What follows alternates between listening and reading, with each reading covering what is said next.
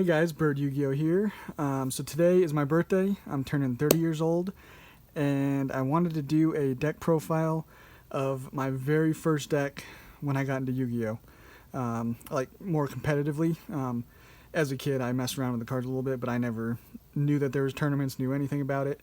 But then in 2014, I actually was looking through some of my old stuff and ran across actually like a Cyber Dragon that I had, and like a Proto Cyber Dragon, which is a card that's never played.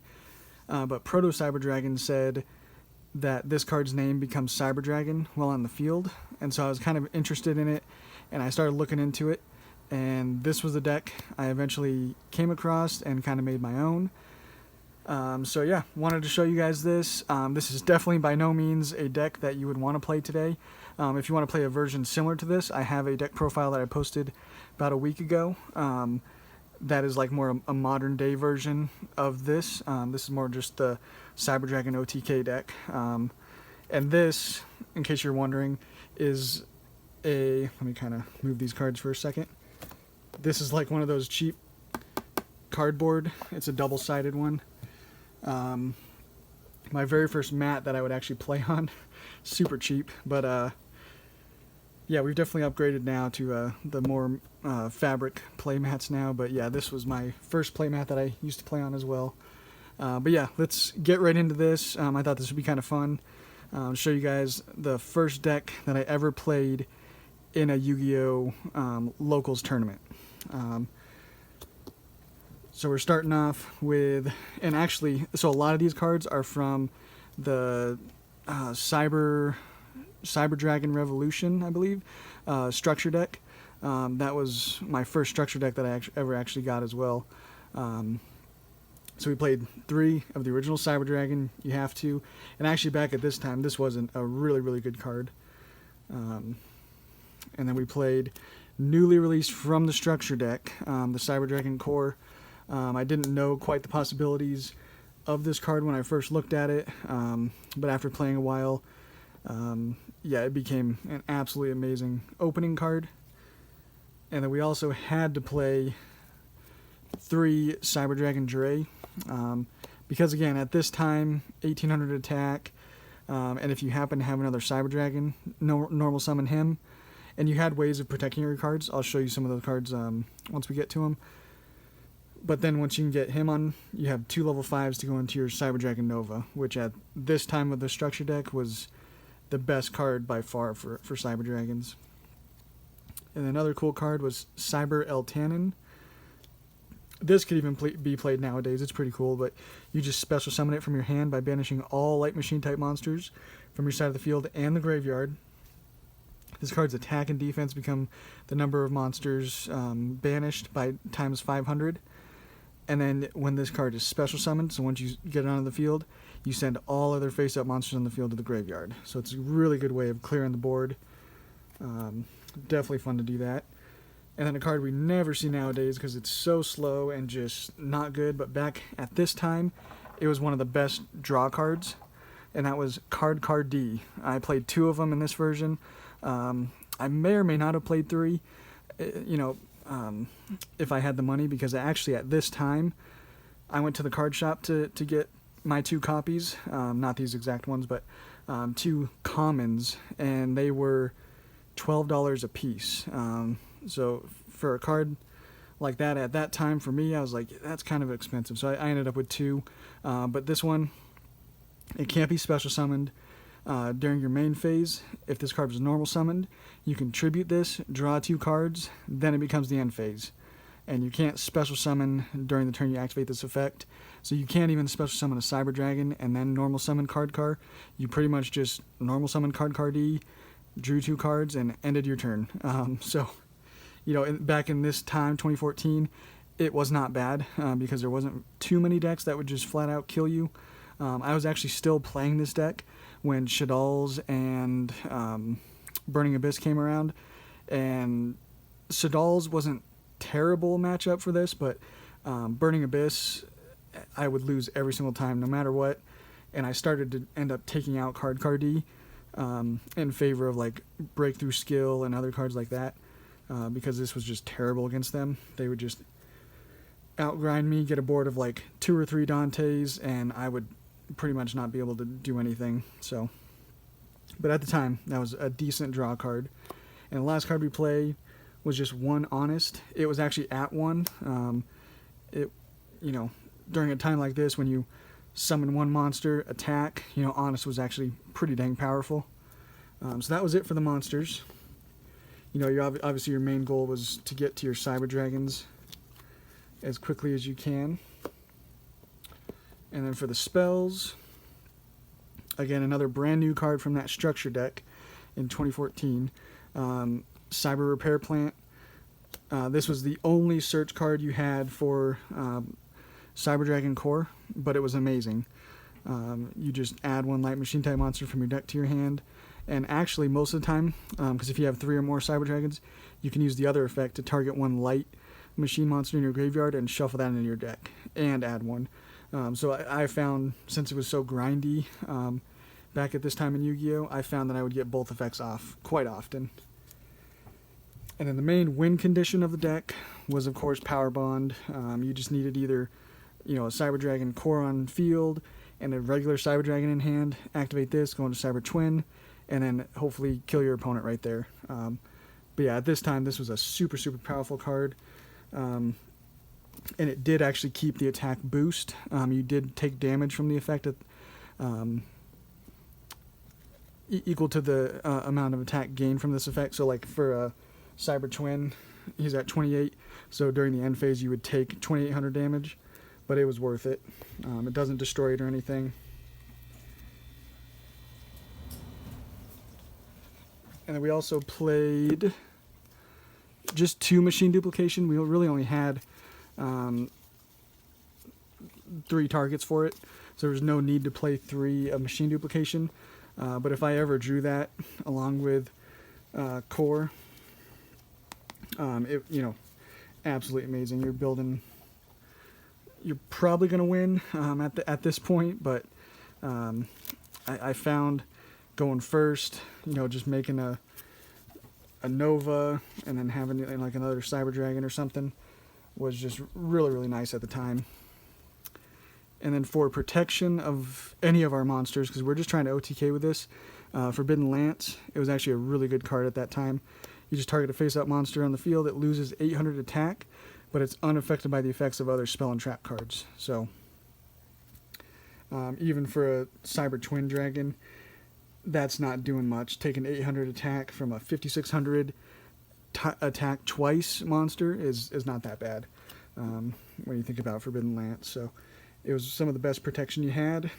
And then one of the absolute staples in almost every deck was Mystical Space Typhoon. Played it at 3 in almost every deck I had, because everyone played back row, everyone played traps. Even a deck like this, I actually played 9 traps in it. In an OTK deck, that all you want to do is OTK, I played 9 traps. So that just shows, how potentially devastating, like a Mystical Space Typhoon was against a lot of decks. And then at this time, I don't think this will ever happen again, but we were able to play 3 Upstart Goblin. It was by far the best draw power you had. Your opponent gains 1,000 life points, and you just flat out draw 1 card. At 3, this was amazing in this deck, of course. You're wanting to get to your Power Bond as quickly as you can. But then I also even played 3 of this in like my Yugioh deck, because it was just the best option for drawing cards. And then another one that actually doesn't seem like it would be that good for this one, but if you're trying to get to your pieces and OTK, 1 Day of Peace was another pretty good option. Each player draws a card, but neither player takes damage until the end of the opponent's next turn. So basically once you activate this, you're just planning on hopefully getting to some other draw cards and just kind of sitting on a few cards on board and then OTKing next turn. That was kind of the idea behind that. And then the last one we played, just 1 limiter removal. It's another card that was, again, just put to 1 for obvious reasons, because back at this time, your opponent's not going to be putting up a bunch of negates or anything like that. They're just sitting on a couple monsters, so limiter removal was devastating. So that is it for the spells that we played. And then the traps. Again, we needed more draw power, and there wasn't too many options back at this time. 3 Reckless Greed, you draw 2 cards and skip your next 2 draw phases. So you really only want to activate this after, so you set them, and then on your following turn you draw, and then hopefully you can activate 1 or 2 of them, and then draw 2 more. That was obviously the best way to use it, but sometimes you had to use it on your opponent's turn if they tried to MST this card to destroy it. Then you would just activate it to draw 2. And we also a stall card, 3 Threatening Roar. Like I said, if you have a card like Card-Cardee and Threatening Roar in your hand, most of the time I would activate Card-Cardee to draw 2, and then I have protection, so my opponent cannot declare an attack this turn, so I'm not taking any damage the following turn, which is about the only way I felt comfortable doing, normal summoning a Card-Cardee. We got Threatening Roar, I really liked. And then the last card to help with our OTKs as well was Trap Stun. It just negates all other trap effects on the field this turn. So this was your way of just stopping your opponent's, like Bottomless Trap Hole was huge back at this time. Just stopping, Mirror Force, stuff like that. That would just flat out kill you if you're attacking with a, a Cyber Twin Dragon. So yeah, that's the main deck. Kind of interesting to see how stuff changes from, heck, 6 years ago. And then the extra deck played 2 Cyber Twin Dragon. This was your main card to OTK with Power Bond. You just attack twice with him. And with Power Bond, you're doubling his attack to 5,600. So, and he's light and machine, so limit removal and honest all come into effect with this card. We also played Cyber End Dragon. He inflicts piercing battle damage. He does require 3 Cyber Dragons though, so that wouldn't happen too often. Most of the time I would summon this card off of actually Cyber Dragon Nova. When this card is sent to your graveyard by an opponent's card effect, you can special summon a machine type fusion from your extra deck. So most of the time that was going to be Cyber End, and I just kind of sat on him and 4,000 attack. Most cards are not getting over. And then at this time we didn't have any other good Chimera Tech cards, but we did have Chimera Tech Fortress, which was again at the time a super expensive card. I believe I paid $10 a piece for my copies of Chimera Tech Fortress.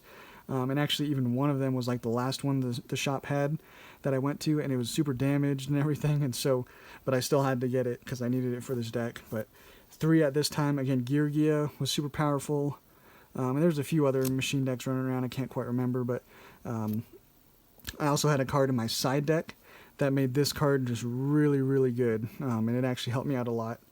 I'll show you that. And then Chimera Tech Over Dragon. I didn't use it too often. It just requires a Cyber Dragon and 1 or more machine type monsters. But basically, you would prefer to use like 1 Cyber Dragon and like 2 or 3 other machine type monsters. And then he gains 800 attack times the number of fusion monsters. And he can attack a number of times equal to the number of monsters you used.